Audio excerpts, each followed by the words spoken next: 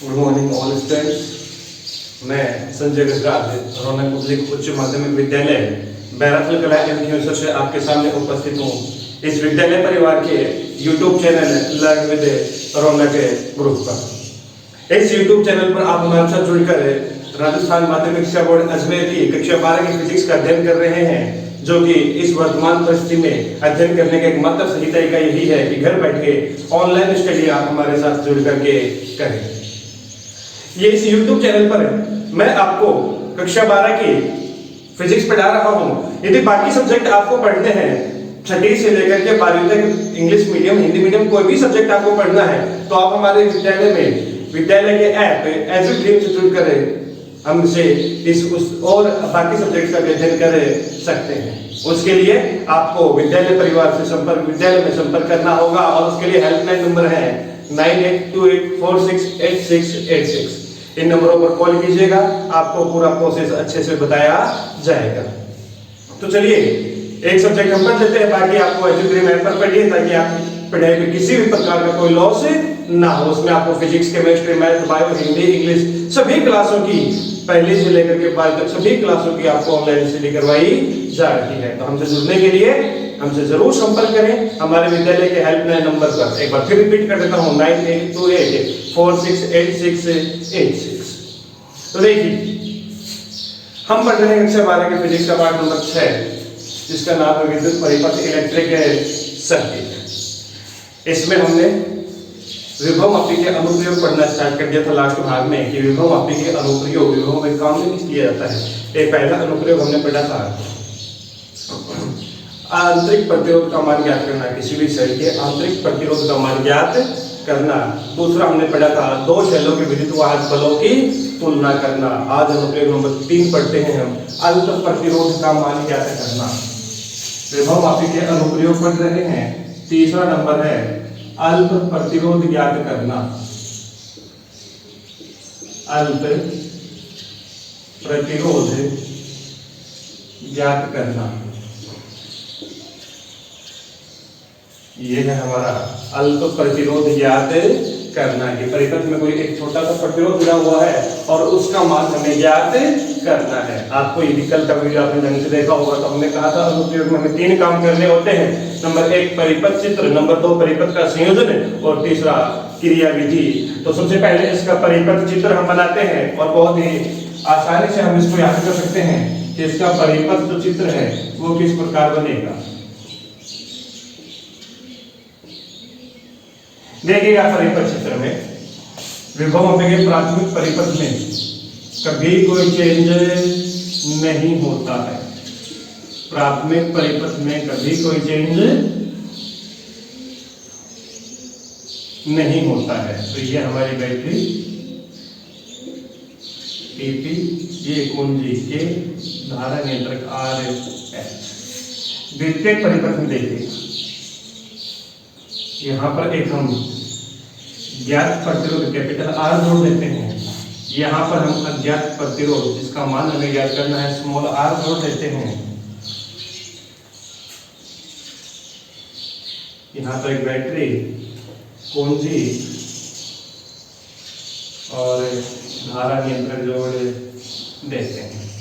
ये battery E, ये कुंजी K2, ये धारा नियंत्रक RH2, ये RH2। यहाँ पर द्विमार्गी कुंजी जोड़ देते हैं। द्विमार्गी कुंजी के टर्मिनल Y से धारा मापी और धारा मापी को गैल्वेनोमीटर से जोड़ देते हैं। यहाँ धारा इस प्रकार प्रवाहित होगी, ये धारा इस प्रकार प्रवाहित होगी।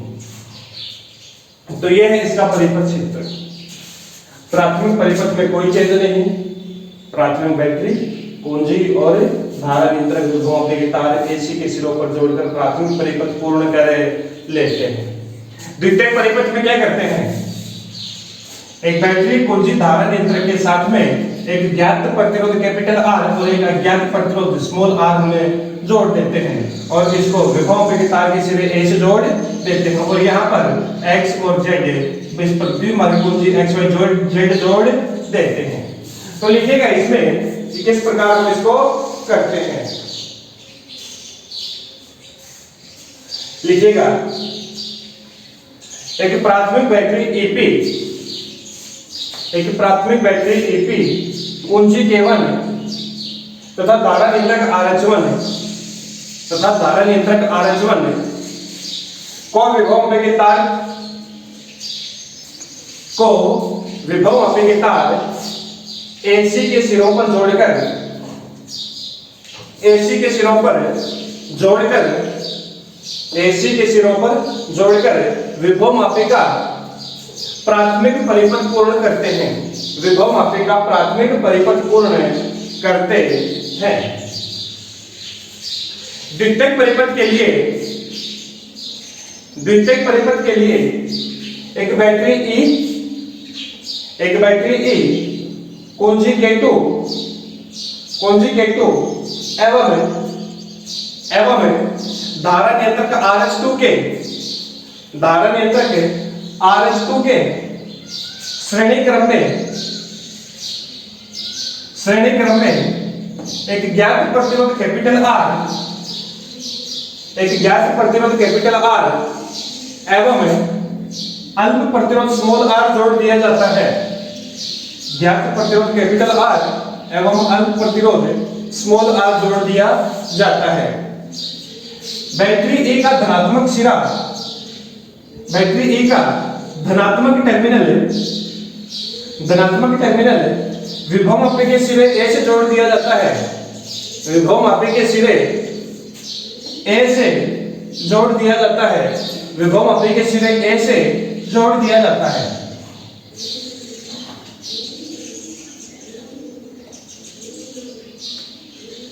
बिंदु डी को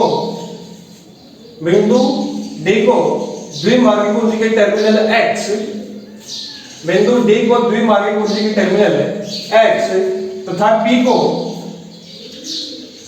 को द्विमार्गी कुंजी के टर्मिनल Y से जोड़ दिया जाता है। D को टर्मिनल X से और P को Z से जोड़ दिया जाता है। टर्मिनल Y को धारा मापी G के एक सिरे से जोड़ दिया जाता है, टर्मिनल Y को धारा मापी के सिरे G से जोड़ दिया जाता है। धारा मापी का दूसरा सिरा विसर्पी कुंजी J से जोड़ देते हैं, विसर्पी कुंजी J से जोड़ देते हैं।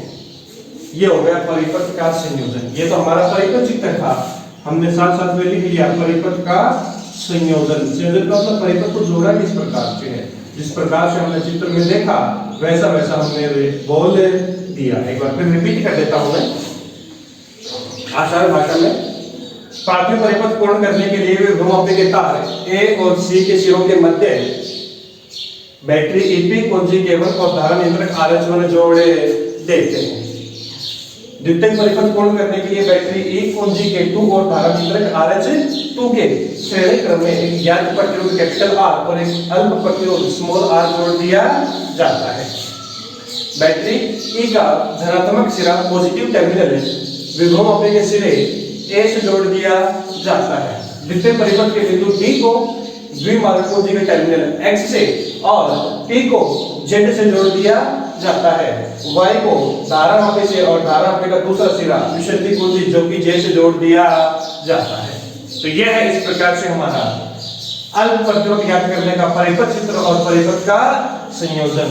अब लिखिएगा क्रियाविधि, काम कैसे करेंगे, प्रोसीजर क्या होगा अल्प प्रतिरोध ज्ञात करने का। देखिएगा, सबसे पहले लिखना शुरू कीजिएगा, फिर इसको हम समझेंगे भी। सर्वप्रथम कुंजी K1 में K2 को ऑन करते हैं। सर्वप्रथम कुंजी K1 में K2 को ऑन करते हैं एवं द्विमार्गी कुंजी के टर्मिनल X तथा Y के मध्य, द्विमार्गी कुंजी के टर्मिनल X तथा Y के मध्य डॉट लगा देते हैं। X तथा Y के मध्य डॉट लगा देते हैं। X तथा Y के मध्य डॉट लगा देते हैं। ये हो गया हमारा। तो देखिएगा, मैंने एक बार फिर रिपीट करता हूं, बड़ा ही आसान सा है। मैंने कुंजी K1 को ऑन किया, कुंजी K2 को ऑन किया और X और Y के बीच के स्विच को भी ऑन कर दिया। K1 को ऑन किया, K2 को ऑन किया और X और Y के मध्य के स्विच को भी ऑन कर दिया। बिल्कुल कर दिया। आगे लिखिएगा, इस स्थिति में तार AC के सिरों पर संतुलन लंबाई ज्ञात करते हैं। संतुलन लंबाई ज्ञात करते हैं। माना यह संतुलन लंबाई L1 प्राप्त होती है। माना यह संतुलन लंबाई L1 प्राप्त होती है। ऑन किया, जो कि J को तार AC पर घुमाया और घुमाने पर संतुलन लंबाई प्राप्त की। संतुलन लंबाई प्राप्त करने का मतलब वही है, शून्य विक्षेप की स्थिति गैल्वेनोमीटर में सुई किस पर आ जानी चाहिए, 0 पर आ जानी चाहिए। जिस लंबाई पर ये बात हो जाएगी, जिस बिंदु पर ये बात होगी, वो बिंदु संतुलन बिंदु, और वो लंबाई हम नाप लेंगे तो क्या कहलाएगी, संतुलन लंबाई कहलाएगी। अब देखिएगा, अभी दोनों बैटरियां ऑन है, तो ये जो संतुलन लंबाई आएगी ये वोल्टेज के लिए आएगी और माना कि विभवांतर कितना है, माना कि विभवांतर कितना है, V है। तो लिखिएगा माना इस स्थिति में प्रतिरोध R के सिरों पर, माना इस स्थिति में प्रतिरोध R के सिरों पर विभवांतर, प्रतिरोध R के सिरों पर विभवांतर है कैपिटल V है, कैपिटल V है। तो capital V is equal to विभवांतर इक्वल टू कितना हो गया, XL1, क्योंकि हमने विभव गुणन का सूत्र पढ़ा था, X is equal to V upon L। Voltage V हो, यदि लंबाई हमारी संतुलन लंबाई कितनी है, L1 है, तो V is equal to XL1। देखिएगा इसमें क्या हुआ, जब मैंने इसको ऑन किया तो धारा यहां से बहती हुई इसमें से गुजरेगी और फिर इस परिपथ से इधर चली जाएगी और इधर चली जाएगी। इसका मतलब ये होगा कि ये जो अल्प प्रत्यय स्मॉल r है, ये अभी हमारा सर्किट में जुड़ा नहीं है। तो हमने क्या किया, कैपिटल R को ही केवल परिपथ में जोड़े रखा, स्मॉल r को हमने परिपथ में धारा प्रवाहित होने नहीं दी। तो ओम के नियम से, ओम के नियम से, ओम के नियम कहता है V is equal to I into R। धारा हमारी I है, प्रतिरोध हमारा कितना है, R है, तो V is equal to IR। इसलिए इसको यदि मैं समीकरण 1 कहूं, इसको 2 कहूं, तो समीकरण 1 व 2 से, समीकरण 1 व 2 से IR is equal to XL1, समीकरण number 3, IR is equal to XL1। ठीक है, प्रोसीजर के बाद फिर मैं दोबारा रिपीट करूंगा, आगे देखिएगा। पहले यहां तक लिखने के बाद में लिखिएगा, अब x y के मध्य से डॉट निकालकर, x y के मध्य से डॉट निकालकर y तथा z के मध्य डॉट लगा देते हैं, y तथा z के मध्य डॉट लगा देते हैं। कहने का मतलब क्या है कि x और y स्विच को तो ऑफ कर दिया और y और z का जो मध्य स्विच था उसको क्या कर दिया, ऑन कर दिया। तो y तथा z के मध्य डॉट लगा देते हैं। तो अब देखिएगा क्या हुआ, अब जो धारा है ये स्विच आगे से बंद हो गया, तो इस बार धारा इधर ना जा करके किधर जाएगी, आगे जाएगी, बिल्कुल जाएगी, क्योंकि इस बार पहले धारा इधर भी थी, क्योंकि आगे स्विच ऑन था। अब यदि धारा इधर से गई तो आगे क्या है, स्विच ऑफ है, तो धारा प्रवाहित नहीं होगी, तो ये धारा इधर ना जा करके अब किधर जाएगी, सीधी जाएगी। और अब धारा दोनों प्रतिरोध में से प्रवाहित हो रही है। अब धारा जो प्रवाहित हो रही है वो किससे, दोनों प्रतिरोध से प्रवाहित हो रही, मतलब इस बार जो संतुलन लंबाई आएगी वो भी दोनों प्रतिरोध के लिए ही आएगी, एक अकेले प्रतिरोध के लिए नहीं आएगी। तो लिखिएगा, माना इस स्थिति में कैपिटल R व स्मॉल r के सिरों पर विभवांतर, माना इस स्थिति में कैपिटल R व स्मॉल r के सिरों पर विभवांतर V डैश है, V डैश है। इस विभवांतर V डैश के लिए, इस विभवांतर V डैश के लिए विसर्पी पूंजी J की सहायता से, विसर्पी पूंजी J की सहायता से संतुलन लंबाई L2 प्राप्त करते हैं, संतुलन लंबाई L2 प्राप्त करते हैं। चूंकि वोल्टेज बदल गया, V बदल गया, तो संतुलन लंबाई भी बदल जाएगी। तो इस बार मैंने दोबारा संतुलन लंबाई प्राप्त की और माना वो संतुलन लंबाई कितनी आई, L2 आई। तो अतः मैं क्या कह सकता हूं, मैं कह सकता हूं कि V dash is equal to XL2, V dash is equal to कितना, XL2, समीकरण नंबर 4। पुनः ओम के नियम को अप्लाई करूं मैं, ओम के नियम से, तो इस विभवांतर V डैश कितना होगा, V डैश वही होगा I into R, V dash is equal to कितना, I into R। लेकिन यहां पर प्रतिरोध केवल कैपिटल R नहीं है, कितना है, कैपिटल R के साथ साथ इस बार ये प्रतिरोध स्मॉल r भी जुड़ गया है और दोनों श्रेणी क्रम में है, इसलिए कुल प्रतिरोध V dash is equal to हो जाएगा I into R plus R। आ गई बात समझ में कि R प्लस R क्यों आया, क्योंकि पिछले बार तो टर्मिनल Y X और Y के मध्य कौन सी थी, तो केवल कैपिटल R में से धारा प्रवाहित हो रही थी, स्मॉल r में से धारा प्रवाहित नहीं हो रही थी, उसके सिरों पर कोई वोल्टेज नहीं आया था, तो हमने केवल कैपिटल R को काउंट किया। लेकिन इस बार कैपिटल R के साथ साथ स्मॉल r में भी धारा प्रवाहित हो रही है, तो कुल प्रतिरोध में capital R plus small r दोनों काउंट होंगे, तो V dash is equal to I into R plus R, समीकरण नंबर 5। आगे बात करूं समीकरण 4 व 5 से, समीकरण 4 व 5 से, ये भी V डैश है, ये भी V डैश है, तो दोनों आपस में क्या होंगे, बराबर होंगे।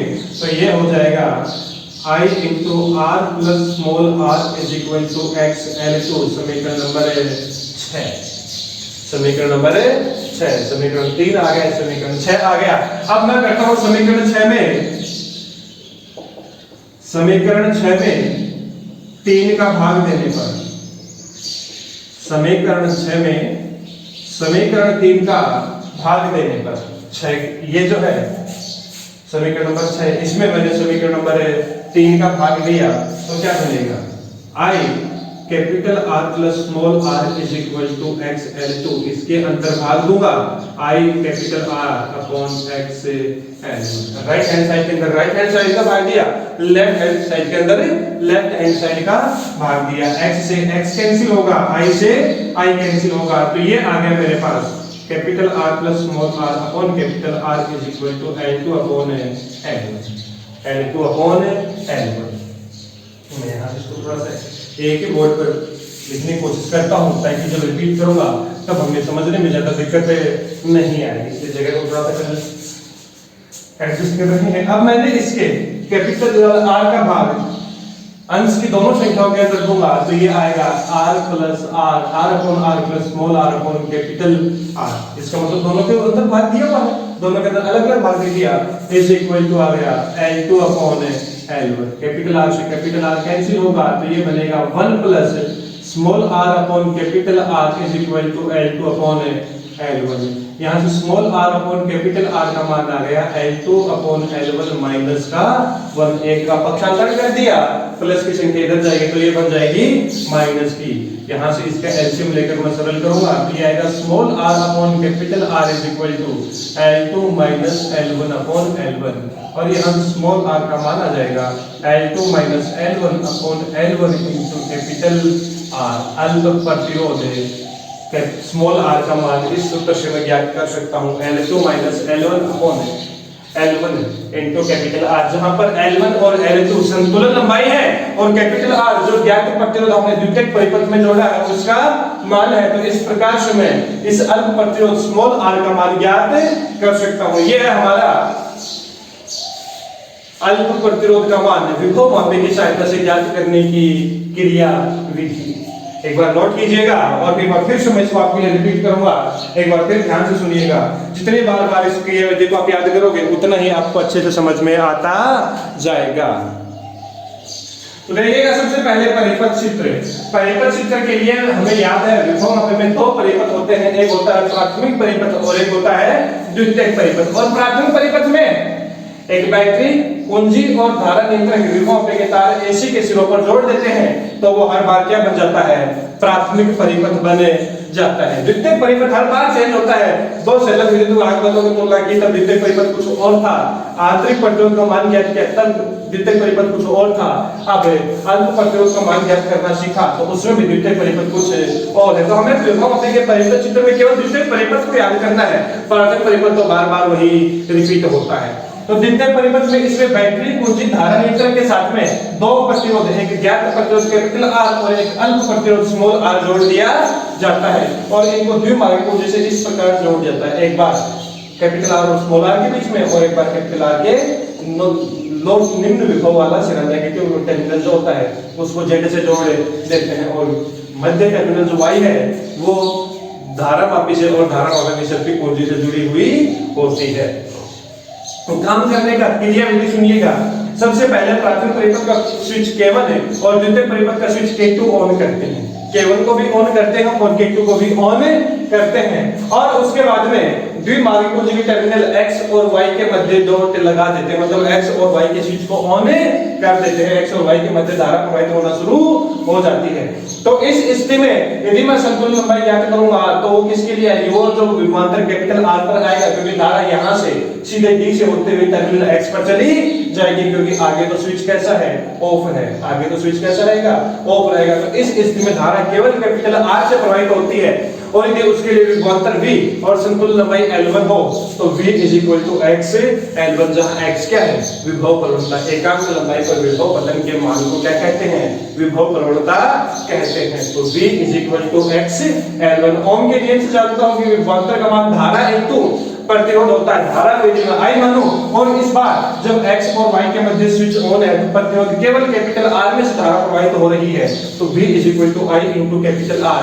ये भी वोल्टेज दोनों का लेफ्ट हैंड साइड यदि बराबर है तो दोनों की राइट हैंड साइड बराबर होगी, बराबर मैंने कर दी और I अब आ गया x L1। उसके बाद में मैंने X और Y की स्विच को ऑफ किया और Y और Z के बीच का जो स्विच था उसको ऑन कर दिया। इसको ऑन करने से इस बार धारा केवल कैपिटल R में से नहीं, कैपिटल R में से तो प्रवाहित होगी ही होगी, साथ ही साथ स्मॉल r में से भी धारा प्रवाहित होगी। तो इस बार इस विभवांतर क्योंकि प्रतिरोध बदल गया तो इसलिए विभवांतर भी बदल जाएगा। तो विभवांतर मैंने मान लिया V' है और उसके लिए संतुलन लंबाई L2 है तो V' x L2। ओम के नियम से V' विभवांतर का मान धारा इंटू प्रतिरोध। धारा का मान मैंने सेम रखा, धारा नियंत्रण की स्थिति को मैंने चेंज नहीं किया है। तो ये हो गया स्मॉल r I V' विभवांतर धारा इंटू प्रतिरोध।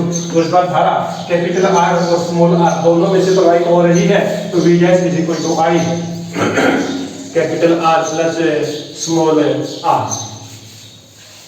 4 और 5 में भी V' बराबर है, लेफ्ट हैंड साइड बराबर है तो राइट हैंड साइड भी बराबर होगी। राइट हैंड साइड को बराबर कर दिया तो मेरे पास आ गया समीकरण नंबर 6। समीकरण 5 और 6 को समीकरण 3 और 6 से मैंने आपस में भाग दिया। 6 में 3 का भाग दिया तो I से I कैंसिल, X से X कैंसिल और आगे मैथमेटिक्स क्रिया करके मैथमेटिक्स ऑपरेशंस अप्लाई करके मैंने स्मॉल r का मान ज्ञात कर लिया। I तो minus L1 upon L1 into capital R। तो इस प्रकार मैं विभवापी की सहायता से किसी अल्प प्रतिरोध का मान ज्ञात कर सकता हूं। आगे देखिएगा, अगली हेडिंग वोल्टमीटर का अंशांकन। विभवापी का चौथा अनुप्रयोग है वोल्टमीटर का अंशांकन। विभवापी का चौथा अनुप्रयोग वोल्टमीटर का अंशांकन। कि वोल्टमीटर का जो अंशांकन होता है वो क्या होता है।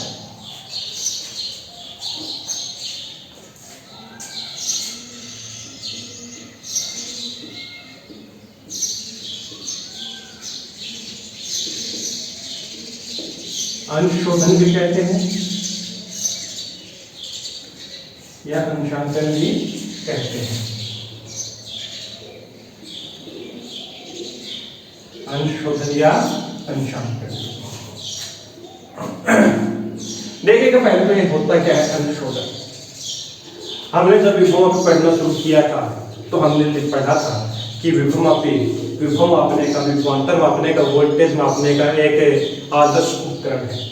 फिर हमने इसकी तुलना वोल्टमीटर से भी की थी कि वोल्टमीटर ज्यादा अच्छा है या विभवमापी, और वहां पर हमने निष्कर्ष निकाला था कि जो कि वोल्टमीटर वोल्टेज मापते समय, विभवांतर मापते समय धारा ग्रहण करता है, इस कारण इसके मान सही नहीं आते हैं, शुद्ध मान प्राप्त नहीं होते, जबकि विभवमापी शून्य विक्षेप के सिद्धांत पर काम करता है, अर्थात ये विभवांतर मापते समय धारा ग्रहण नहीं करता है, अर्थात यह शुद्ध मान लेता है। तो कुल मिलाकर निष्कर्ष ये निकला था कि वोल्टमीटर द्वारा मापे गए विभवांतर और विभव द्वारा मापे गए विभवांतर में कुछ अंतर होता है, जिसमें वोल्टमीटर का विभवांतर गलत होता है, अशुद्ध होता है, जबकि विभवमापी का जो वोल्टेज होता है, विभवांतर मापा जाता है, वो बिल्कुल शुद्ध होता है। तो यदि वोल्टमीटर द्वारा मापे गए मानों में त्रुटि को सही करना क्या कहलाता है? वोल्टमीटर का अंशशोधन कहलाता है, वोल्टमीटर का अंशशोधन कहलाता है।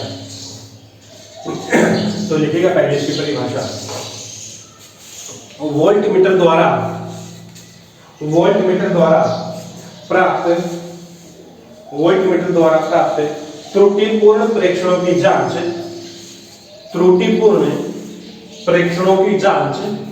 विभवमापी से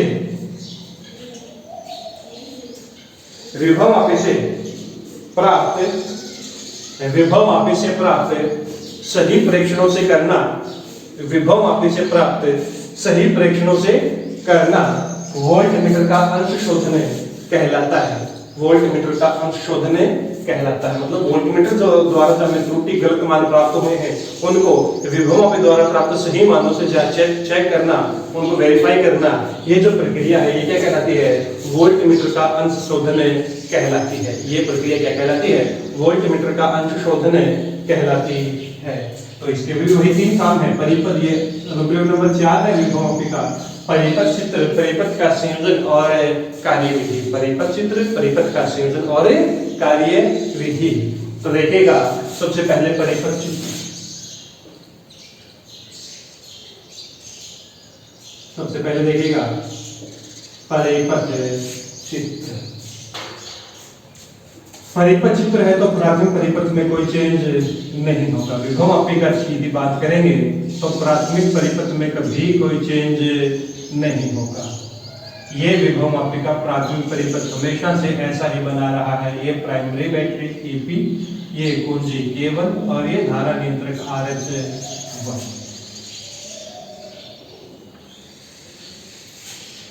यहाँ पर ये कोई बैटरी जोड़ देते हैं जिसको नाम दे दिया मैंने ES, ये इसका पॉजिटिव टर्मिनल और ये इसका नेगेटिव टर्मिनल। यहाँ पर मैंने एक बैटरी और जोड़ी जिसको नाम दिया मैंने E, positive terminal, negative terminal. यहाँ मैंने कुंजी K2 जोड़ दी और यहाँ मैंने धारा नियंत्रक RH2 जोड़ दी और यहाँ पर मैंने जोड़ा एक प्रतिरोध बॉक्स, और प्रतिरोध के बॉक्स के सिरों पर विभवांतर मापने के लिए मैंने एक वोल्टमीटर जोड़ दिया। ये टर्मिनल द्विमार्गी कुंजी का X, ये Y और ये Z, ये धारा मापी और ये जो कि G। तो इस प्रकार से मैंने यहाँ पर ये काम कंप्लीट कर। ये है मेरा विभवमापी का चौथा अनुप्रयोग, वोल्टमीटर का अंशशोधन, और ये है उसका परिपथ चित्र। देखिएगा परिपथ चित्र में क्या है, सुनिएगा। प्राथमिक परिपथ में बैटरी, कुंजी और धारा नियंत्रक विभवमापी के तार AC के सिरों पर जोड़ दिए जाते हैं। द्वितीय परिपथ थोड़ा सा बड़ा है इस बार, तो उसको हम बिल्कुल आसान शब्दों में लिखेंगे। तो देखिएगा क्या लिखना है, पहले तो लिखते हैं साथ साथ में परिपथ का संयोजन, परिपथ का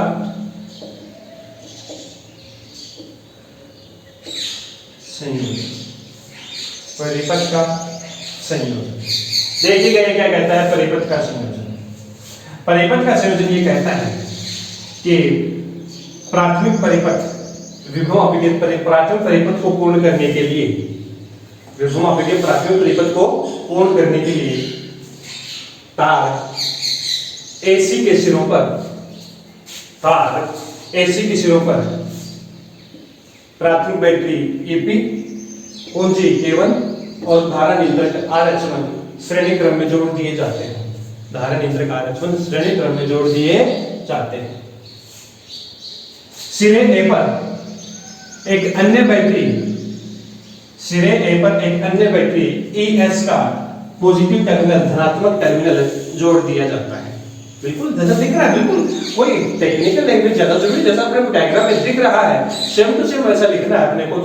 तो द्वितीयक एक अन्य बैटरी ES का पॉजिटिव टर्मिनल विभव आवेगी सिरे A पर जोड़ दिया जाता है। इस बैटरी का नेगेटिव टर्मिनल, इस बैटरी का ऋणात्मक सिरा द्विमार्गी कुंजी के टर्मिनल X से जुड़ा होता है। द्विमार्गी कुंजी के टर्मिनल X से जुड़ा होता है। ठीक है। एक अन्य बैटरी E, एक अन्य बैटरी E का धनात्मक सिरा विभव आवेगी सिरे A पर जोड़ दिया जाता है। विभव आवेगी सिरे A पर जोड़ दिया जाता है। इस बैटरी के श्रेणी क्रम में, इस बैटरी के श्रेणी क्रम में प्रतिरोध बॉक्स RB, श्रेणी क्रम में प्रतिरोध बॉक्स RB कुंजी K2, प्रतिरोध बॉक्स RB कुंजी K2 और धारा नियंत्रक RH2 जोड़ दिया जाता है। धारा नियंत्रक RH2 जोड़ दिया जाता है। प्रतिरोध बॉक्स के समांतर क्रम में, प्रतिरोध बॉक्स के समांतर क्रम में वोल्टमीटर जोड़ दिया जाता है। वोल्टमीटर जोड़ दिया जाता है। प्रतिरोध बॉक्स का दूसरा सिरा द्विमार्गी कुंजी के टर्मिनल Z से जोड़ दिया जाता है। प्रतिरोध बॉक्स का दूसरा सिरा द्विमार्गी कुंजी के टर्मिनल Z से जोड़ दिया जाता है। कुंजी के टर्मिनल Y पर, तीसरे पर धारामापी, द्विमार्गी कुंजी के टर्मिनल Y पर धारामापी है और धारामापी का दूसरा सिरा जो कि J से जोड़ दिया जाता है। बिल्कुल इस प्रकार हमने इसको लिख दिया है। एक बार फिर से रिपीट कर देता हूं मैं इसको, आप देखिएगा, साथ साथ में लिखिएगा। विभव मापी के प्राथमिक परिपथ के तार, विभव मापी के प्राथमिक परिपथ को तार AC के सिरों पर, तार AC के सिरों पर बैटरी EP कुंजी K1 एवं धारा नियंत्रक RS जोड़कर पूर्ण करते हैं। धारा नियंत्रक RS जोड़कर पूर्ण करते हैं।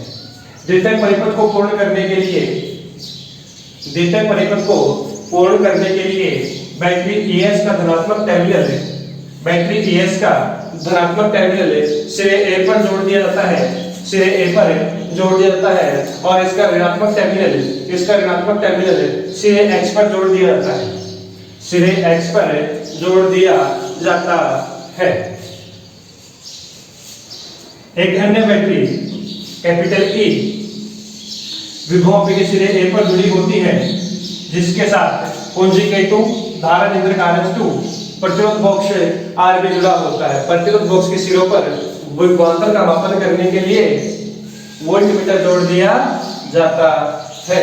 द्विमार्गी कुंजी टर्मिनल Y, द्विमार्गी कुंजी के टर्मिनल Y के सिरे पर धारामापी और धारामापी का दूसरा सिरा जो कि J से जोड़ दिया जाता है। तो ये हो गया परिपथ का संयोजन। अब हमें पढ़नी है क्रियाविधि। अब हमें पढ़नी है क्रियाविधि, जिसका अध्ययन हम अगले भाग में करेंगे।